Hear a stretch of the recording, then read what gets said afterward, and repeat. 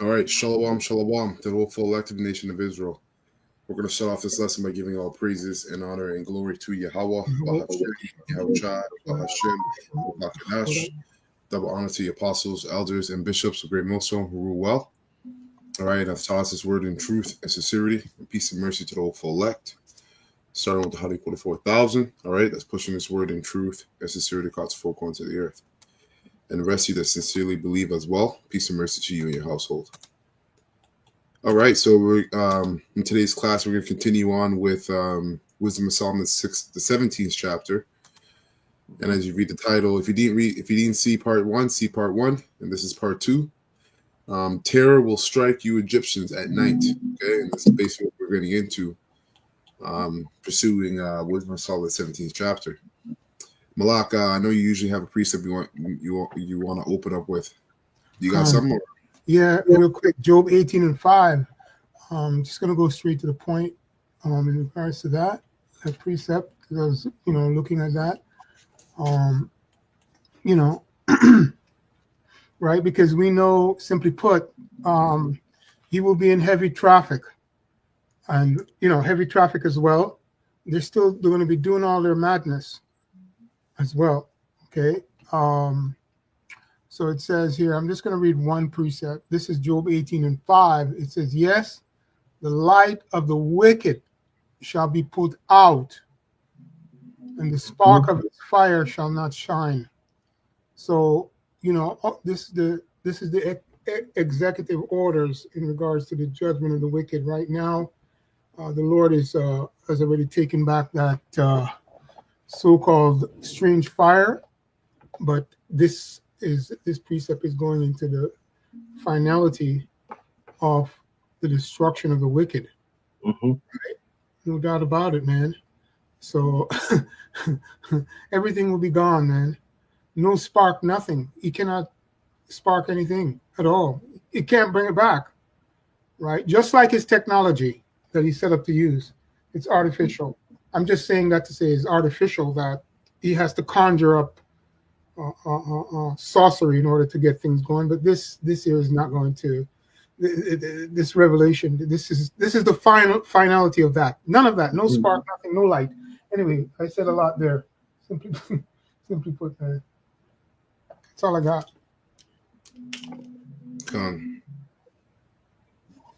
All right, so we left off at verse 11, and we're going to read down to verse 12 or 21. In the GNT, we're going to get this in the GNT. Okay. Shouldn't be too long of a lesson. We'll see what the Spirit takes us, but it's only about 11 verses to go. So Wisdom of Solomon 17:11, and it reads, wickedness is cowardly in itself and stands self-condemned. Someone with a guilty conscience will always imagine things to be worse than they really are. And this is why it's very important to be obedient and to do what's right, so that you're not filled with a guilty conscience in a negative sense. Because yes, we do remember our sins, right? So we are in a penitent state, all right, or repentant state. But the scripture also say, don't let your sins weigh you down. So there has to be a balance. And that balance can only come by the way of honesty, truth.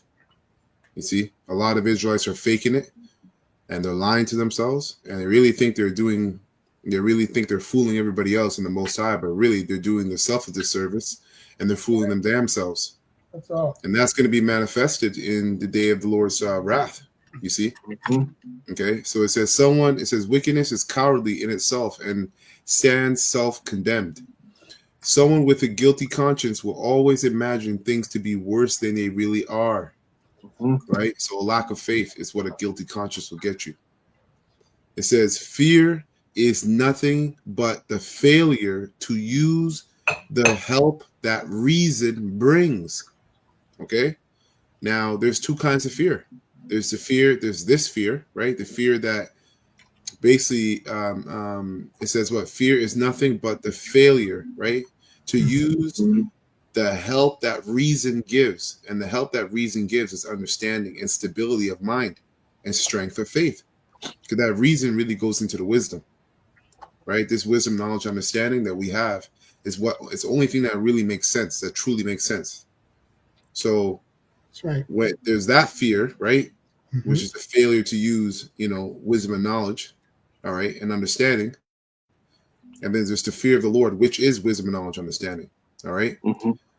I want to get that word reason real quick in etymology.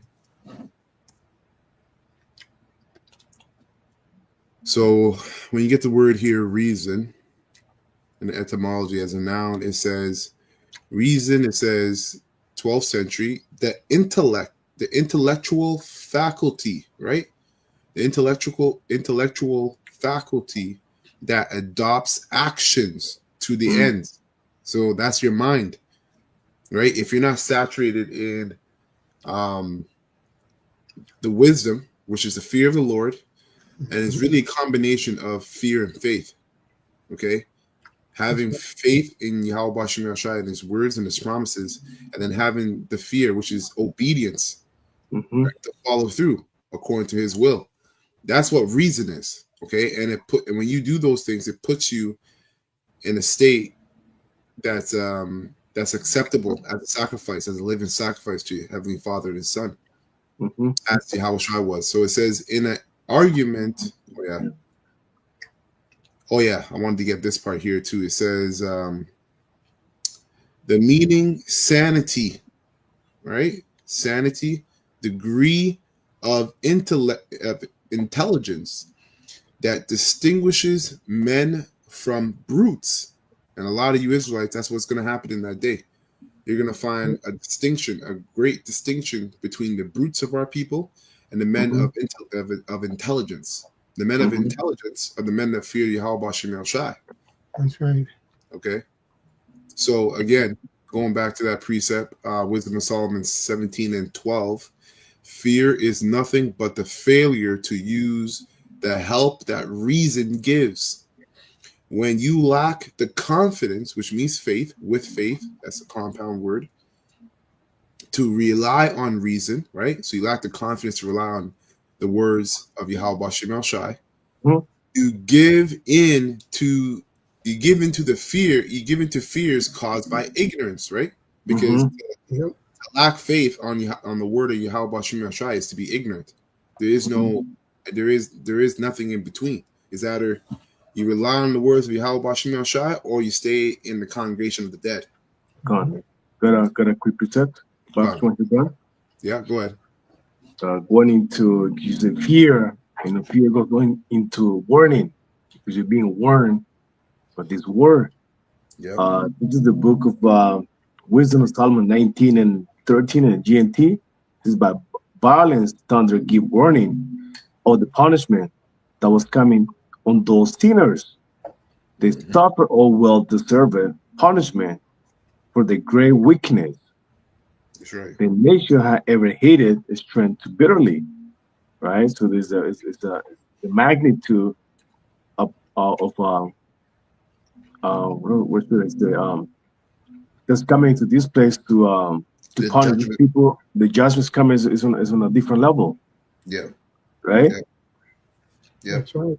The magnitude is different. Nothing that the world's ever. I think was Daniel. Never, not like a time as the world has ever seen before. If you can get that Ashar, Baba Kashar, that's a good precept.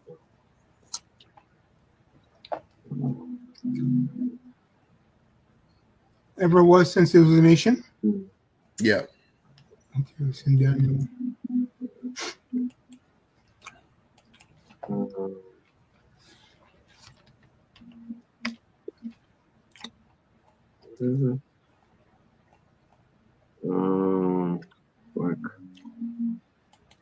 Probably look it up on Google. It should.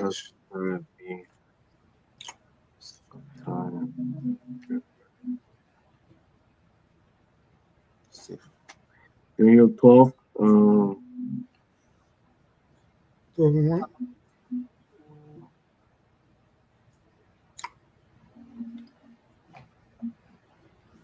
1. Yeah, 12 and 1. Daniel 12 and 1.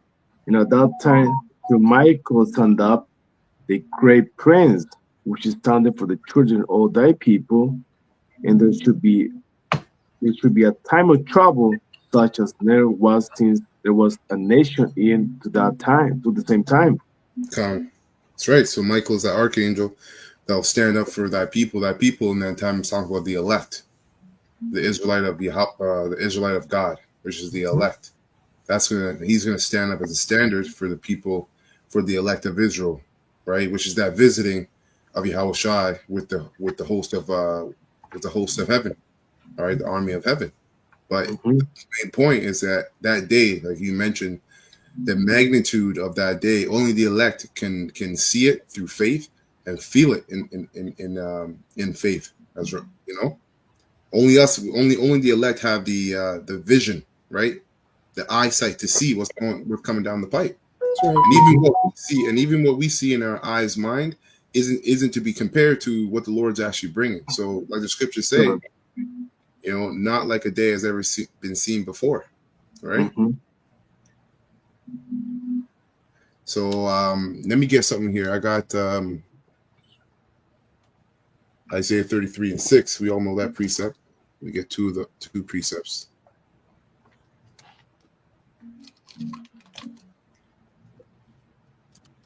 And I'll read it both NLT and King James and NLT. Because again, that reason, all right, that as the scriptures coin it reason, this is what the elect are going to rely on in the day of the Lord's wrath, right? So fear is verse 12 again, Wisdom of Solomon 17. Fear is nothing but the failure to use the help that reason gives. When you lack the confidence, the faith, right, to rely on reason, you give into the fears into fears caused by ignorance. Mm-hmm. So Isaiah 33:6, and this is in NLT. It reads, In that day, he will be your sure foundation. All right, Yahweh Bashim El Shai, providing a rich store of salvation, right? Wisdom and knowledge, the fear of the Lord will be your treasure. Okay, That's right. we'll go from here. It's pretty straightforward. Let's go from here to Hebrews. And Hebrews 13:6. We'll also get this in NLT. So Hebrews 13:6 reads,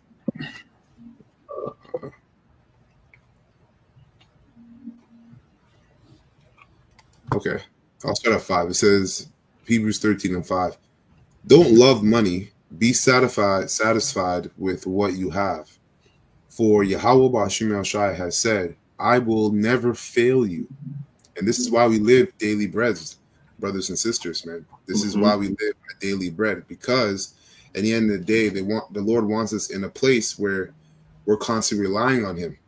Because Paul said what? Don't make my belly too full, lest I deny thee, or don't make me too poor, lest I forsake thee. Roughly paraphrasing. So we have enough just for the day so that we still have to apply faith, right? So it says, I will never fail you.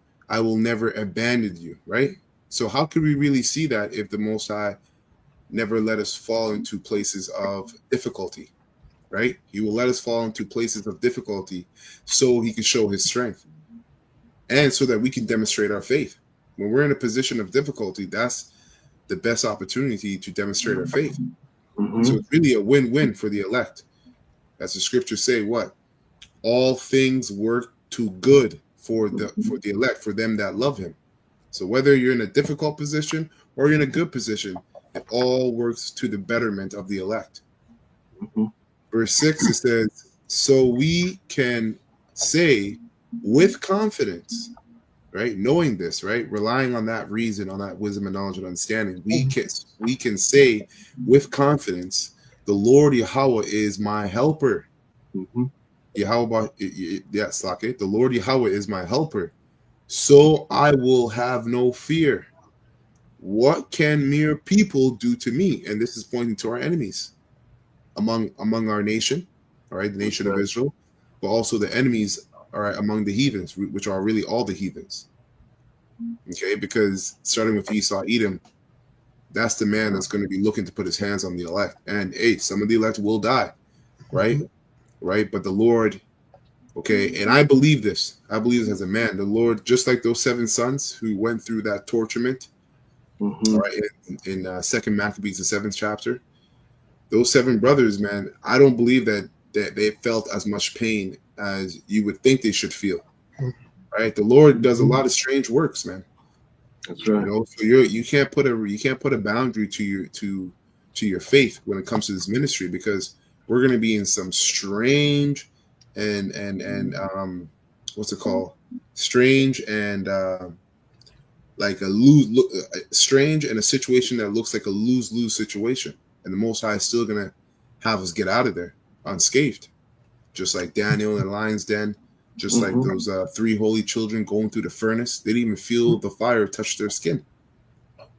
You see? So we can't put boundaries on our faith, but it says, continue on. So I will have no fear. What can mere people do to me? All right. Remember your leaders, right? Who taught you the word of Yahweh Bashim El Shai. Think of all the good that has come from their lives. So look at the examples of our teachers, right? The apostles and elders and various brothers, and as well as our forefathers, right? Look at them when they applied faith and they relied on the reason, which is this wisdom and knowledge and understanding that was given to them. Did the Lord ever forsake them? No, never, not once. Okay. Think of all the good that has come from their lives and follow the example of their faith. You see, the example of their faith was faith, obedience to Yahweh Bashim Yashai until death, if that's your lot. That's right. Okay, so going back, Wisdom of Solomon 17 and 14. So it reads, all night long, those people slept the same restless sleep, even though the night had no power over them, since it came from the powerless depth of the world of the dead. Yeah, see, they go off here, making it sound like it's a place called hell. We'll get into King James. It says in the King James, verse 13, and the expectation from within being less counteth the ignorance more than the cause which bringeth the torment, right? Verse 14. But they sleeping the same sleep that night, which was indeed intolerable. And this is talking about the Egyptians, what all you rebel Israelites and people of Babylon are going to experience. Okay, this is a forecast for you. It says, intolerable was indeed intolerable, and which came upon them out of the bottomless inevitable hell. So it basically was the Most High plaguing these people, man, because hell, all right, it's a condition. It's not a place where you go and burn forever. Okay, when you go into that word, a simple lookup, a simple search of that word in the Greek, when you see it in the New Testament, all right, it'll take you to a couple places, but basically you'll get Gehenna, right? Gehenna is one place, all right, where basically we used to, which is a valley, where we would go and basically where you would burn the bodies of the dead, and you would also sometimes you would burn bodies of the dead, but sometimes a lot of times you would burn trash there. Get rid of waste there. Okay. So it says we're partly vexed. We're partly vexed with monstrous apparitions. You see, so it's not talking about a place called hell, but it's talking about them being vexed with apparitions. That is hell. Okay. We're partly vexed with monstrous apparitions and partly fainted, their heart failing them for a sudden fear that and not looked for came upon them. Let's go to GNT. We'll switch it up. It says they were chased by hideous forms and laid paralyzed as they surrendered themselves to the sudden and unexpected fear that came over them. It's gonna be Yep. a serious time, man. Peace and safety. Then comes sudden destruction, man. That's right. Yep. Yeah, we've been telling you, people, you're looking off 1,000 years, 50 years, when the Lord can come and visit you anytime. But this year, this is the climax, the executive order, man. It's going to be terrible. Yes. So this is Luke 21 and 26. Luke 21 and 26. Let me just read this verse one more time. Wisdom of Solomon 17 and 15. They were chased by hideous forms and laid paralyzed as they surrendered themselves to the sudden, unexpected fear that came over them. So Luke 21 and 26, it says, people in the NLT, people will be terrified at what they see coming upon the earth. For the powers in heaven will be shaken. Oh, you know what? Yeah. I'm in the right spot. I'll read it again. People will be terrified at what they see coming upon the earth. For the powers in heaven will be shaken. And that's talking about the missiles, right? People are going to be terrified about that. But also talk about Yahweh Shai and the hosts of heaven. That's also going to be a terrifying sight to these people. Okay? And a lot of people are just going to faint and they're going to die through the fear of seeing these things.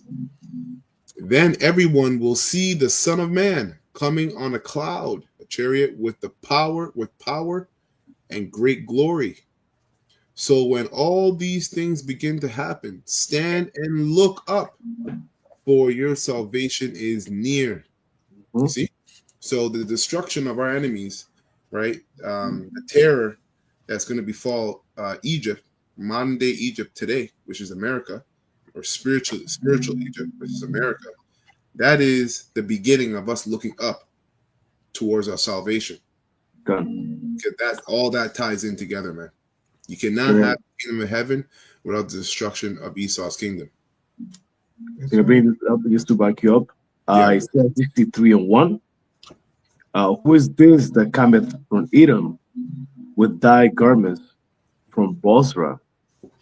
This that is glorious in his apparel, traveling in the greatness of his strength, that is speaking righteousness, mighty to save.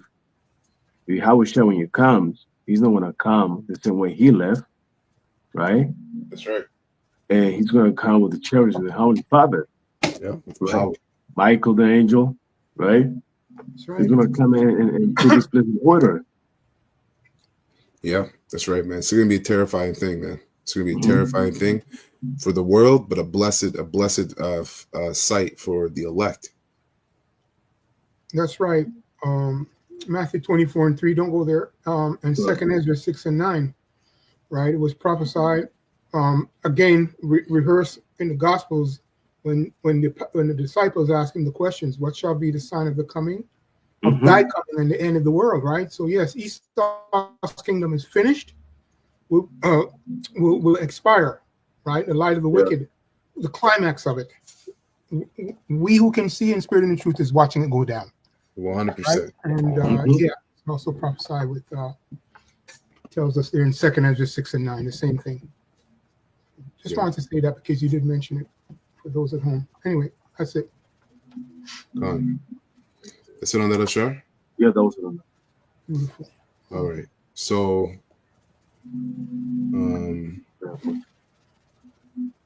interesting. Anyway, Slacker. All right, so back at Wisdom Solomon 17 and 16. So it says here, people would suddenly collapse and lie locked in the chains of their own fear. Let me read that again. People would, yeah, that's right. Fear is their prison. That's right. It says people would suddenly collapse and lie locked in the chain of their own fear.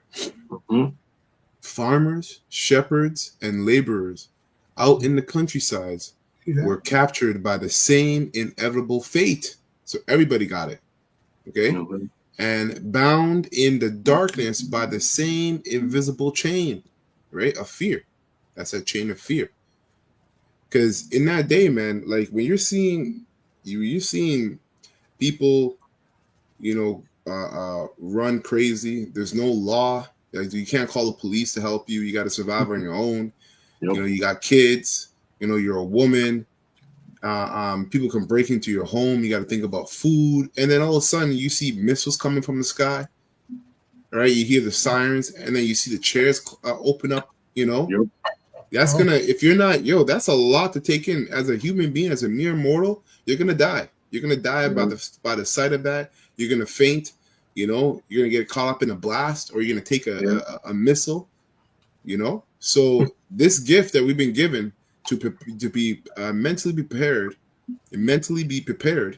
all right, through the walk of this ministry, which is Yahushua's walk, which will strengthen our faith and fear. That's a gift, man. This opportunity is a gift that you can't put a price on. These people are going to be completely gone when this thing comes, man. Bugging the hell out. Yep. Verse 18, they were panic stricken by the sighing of the wind, or by the singing of birds. Hey, and Malak, you remember the group of birds I sent you? Right. Hey, the Most High, those of you, hey, that's that scripture. This is where I was getting that from. Those of you at home, you look up birds that make the most weirdest sounds, and you see the creation of the Most High. And some of these birds, if you were to hear them in the wilderness, you would bug the hell out at the sound that they can make. Some of them can make the sound of a crying baby. That's right. And then some of them are like yay small, but they make a sound of a beast that's like 15 feet tall by the way they can roar. It's crazy. So people are going to be bugging out, man. They're going to be bugging out. Vexation of spirit, man.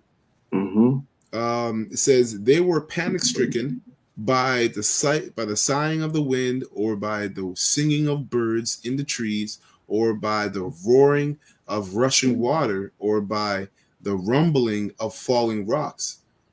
Because you're going to be in a state of perplexities, right? The scriptures say, as a man that got away from a bear, and he met a lion, and he got away, or he met a lion and got away from a lion, met a bear, and he got away from the bear. He came to the house, leaned his hand, he got bit by a snake. That's perplexities, man. Yep. So when you're in a constant state of perplexities, any little thing is going to get you. It's going to get you rattled, especially well, ultimately, if you're not rooted in this wisdom. Right. Beautiful. Just to confirm that, I know you read it in the GNT. If I could just read the last part of verse 17, it says, "For they were all bound with one chain of darkness, one after the other." There you go. There you go. There you go. Wow. Serious business, man. I'll read it again. So, verse 18, they were panic stricken by the sighing of the wind, or by the singing of the birds in the trees, or by the roaring of rushing waters, by the rumbling, or by the rumbling of falling rocks, or by the sound of unseen creatures. Damn. Running around, or by the savage roaring of wild animals, or by the echoes from the mountains. Ecclesiasticus 39 and 28, right? And also get it, and also newly created beasts, or newly created creatures. When the Lord produced those creatures, man, that He has created from time, you're going to be bugged out as hell. He's going to show you some of them too. Anyway, let me get it real quick. Newly created 39 and 28. Ecclesiasticus. Shah, hold on. 38. 39 and 28. Real quick. Yep. So it says, just for the record, verse 28. There be spirits that are created for vengeance, which in their fury lay on sore strokes. In the time of destruction, they pour out their force and appease the wrath of him that made them.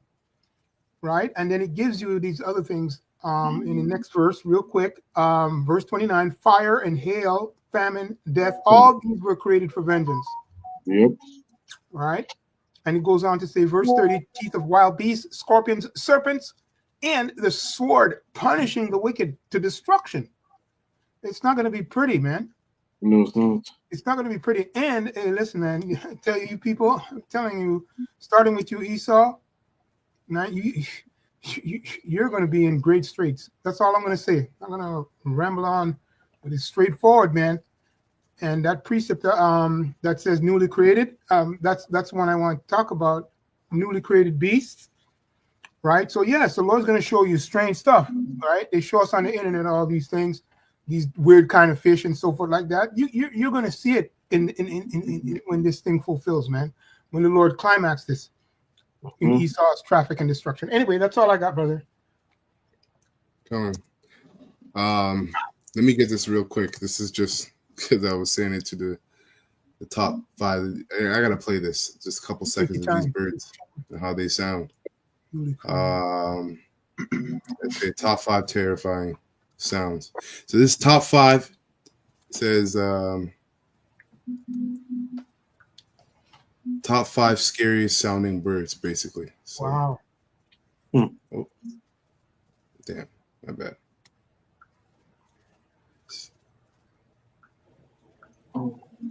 But first, you'll have incredible luck tomorrow if you like, and subscribe to my channel within 3 seconds.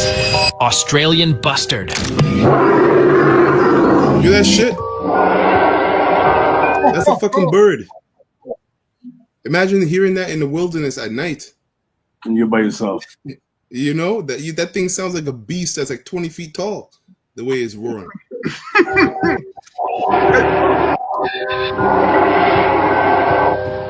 Screaming piha.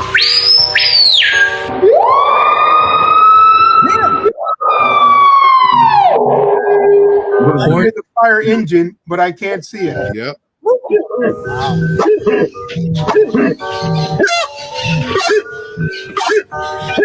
Black starling.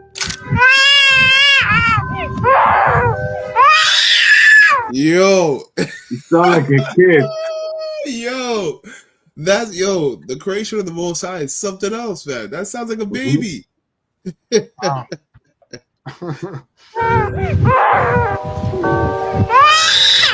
Wobbly bird. That sounds like a spaceship, man. These are the 5 But I can't see sounds it. in the world.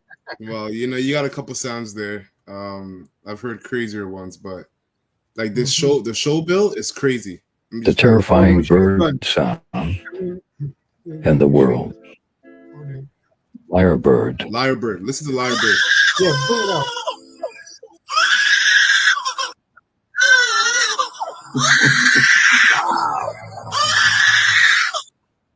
Capuchin bird.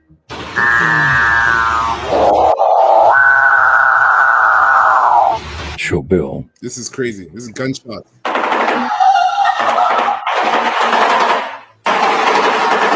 Right, exactly run. Look at this one. This little tiny thing.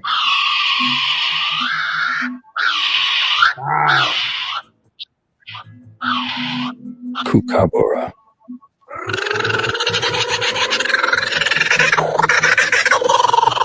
You sound like a gremlin. Yeah, for real. For real. Yeah, so The that's terrifying basically it. bird I sound. don't want to keep going on, but you guys get the point, man. It's a lot of crazy, terrifying birds and bird sounds out there. So, okay, so I'll read 18 one more time. I think I read this like 3 times already. So it says, they were panic-stricken by the sighing of the wind, or by the singing of birds in the trees. And as we just went through all these different sounds, it could be all kinds of different sounds. So, or by the roaring of rushing water, or by the rumbling of falling rocks. So, like, may I say this, brother, real quick? That's powerful right there. What were they doing? Praising the Lord. It says singing, right? Yeah. So, hey, you people, you hear those sounds, man. They're praising Yehovah Hashem Yahushai. they're going to destroy a lot of you people by His Spirit. That's Yep. going on. The singing is praising the Lord. I just wanted to say that, but it's terrifying the wicked. Anyway, go ahead, brother. Go ahead, Salakia. So in the trees, or by the roaring rushing water, or by the rumbling of falling rocks, or by the sound of unseen creatures running about, or by the savage roaring of wild animals, as we just heard, or by the echoes from the mountains. In the full light of day, the rest of the world went about its business undisturbed. Because remember, when this destruction comes, the whole world is going to be destroyed by the missiles, right? And it tells you in Revelations that even after, I think in Revelation or Wisdom of Solomon, that after the destruction of America and Israel will get hit by missiles, America will get hit. The Edomite bases worldwide. Yeah, all of America will get hit. Israel will get hit. Parts of Canada will definitely get hit. That's right. Russia will get hit. China will get hit. So various parts will get hit, but not the whole world. So it tells you that in the scriptures that the rest of the world, Shalom. It tells you that the rest of the world, after the destruction and the elect get beamed up, they're going to continue in their wickedness, right? So this destruction that we're reading about was specific to Babylon, Egypt, which is America today. That place is wicked.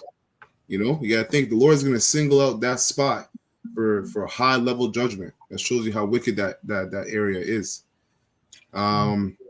It says in the full, verse 21, last verse. Only those people were covered by this heavy night, a foretaste of the darkness of death that was waiting for them. They were a burden to themselves that was even heavier than the darkness. Oh shit! Imagine being in a situation in dire straits, and you're a burden to yourself. The situation even isn't as much as a burden as you are to yourself. That's rough. All praises to Yahweh. Destruction that's coming to this, to America and all those Edomite bases. I'm just saying, in essence, and including you, Israel. Wow, landmass. Hey, let me read. I'm going to read Zephaniah, and we'll get this in LT. So Zephaniah 1 and 14.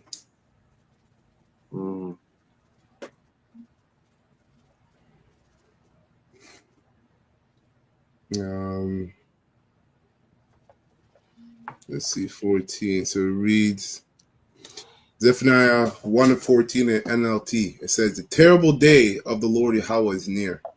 Swiftly it comes, a day of bitter tears, a day when even strong men will cry out. It will be a day when the Lord's Yahweh's anger is poured out, a day of terrible distress and anguish, a day of ruin and desolation, a day of darkness and gloom, a day of clouds and blackness, a day of trumpet calls and battle cries, because there's going to be civil war, there's going to be war in heaven, you're going to have World War III as well. Down goes the walled cities and the strongest battlements, right? America and various parts of the world. Because you have sinned against the Lord Yahweh, I will make you grope around like the blind. Your blood will be poured into the dust, and your bodies will lie rotten on the ground. Damn. Let's go.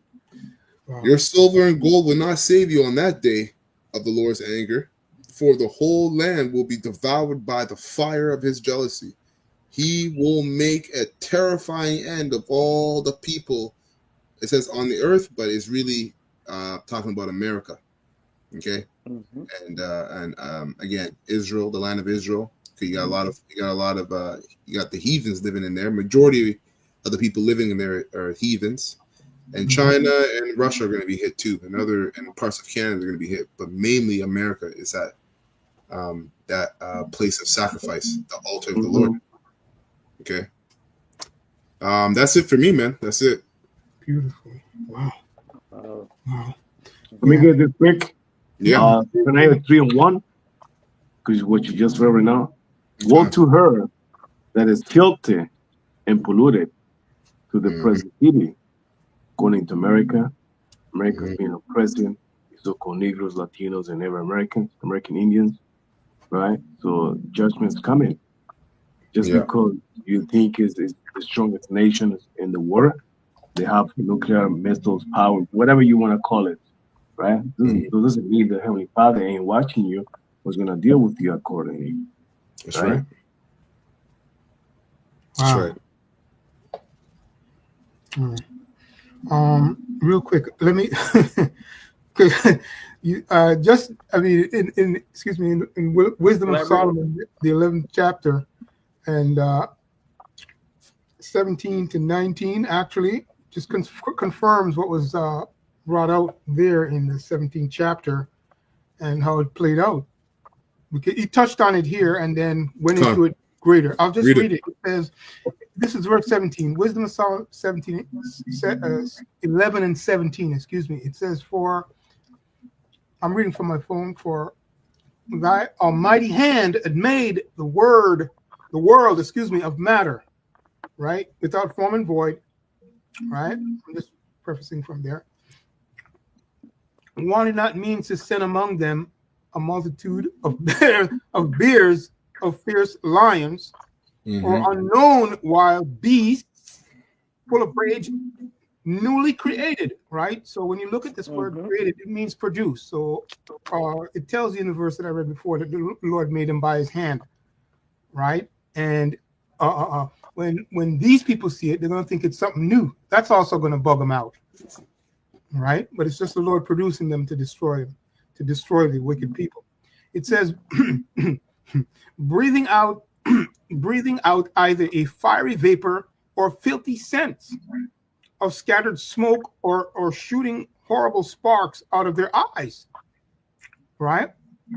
Verse 19, whereof not only the harm might dispatch them, that's HARM, harm might dispatch them at once, but also terrible sight utterly destroy them.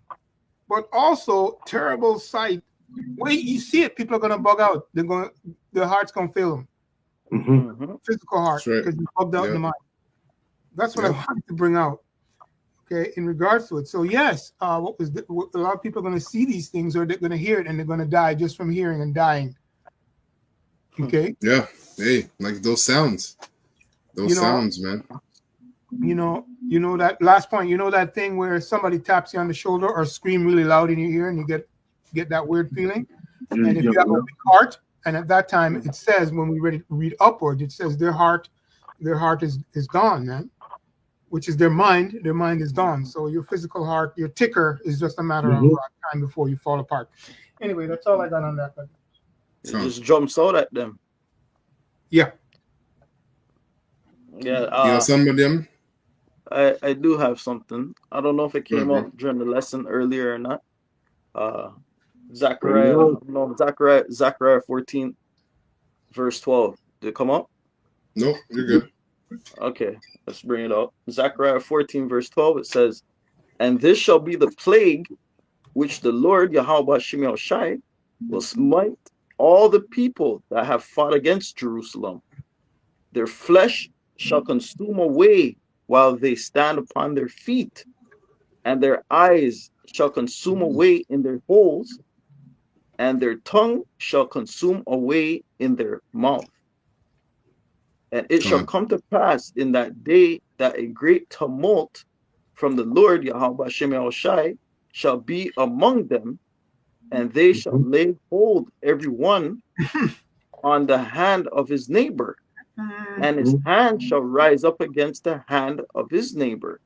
Yeah, so you're going to get civil war and world war. These nations are going to be fighting against each other. That's what a tumult goes into, right? A rumbling, a roughing. Yep. That's it on that? Wow. There's some more, but You know, you can jump down that whole. Okay, I read a little bit more.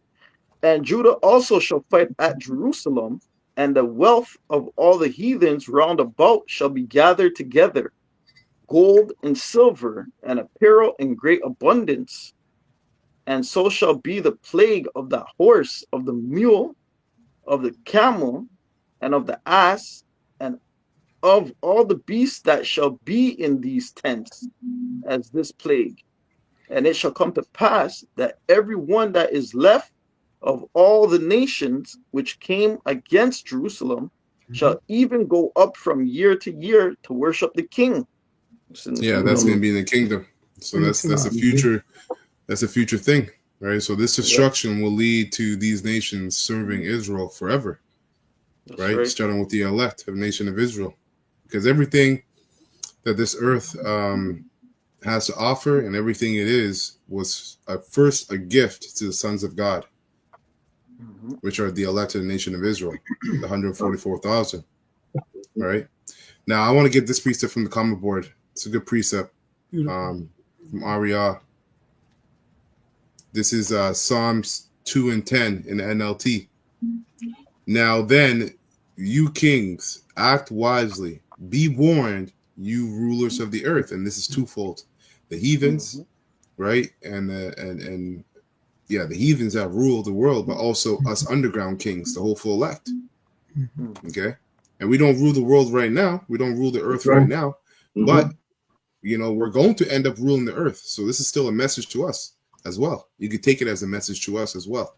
It says verse 11, serve the Lord Yahweh with reverent fear and rejoice with trembling. You see? Verse 12, submit to Yahweh Bashim Yahushai's royal son, Yahweh Shai. Submit to Yahweh's royal son, Yahweh Shai, or he will become angry and you will be destroyed in the midst of all your activities. His anger flared. Yeah. So like that's going into Alistair. Yeah. Activities and festivities. Great. It says you be destroyed in the midst of all your activities, for his anger flares up in an instant. And then it says, but what joy for all who take refuge in him. Beautiful. That's right. Beautiful precept.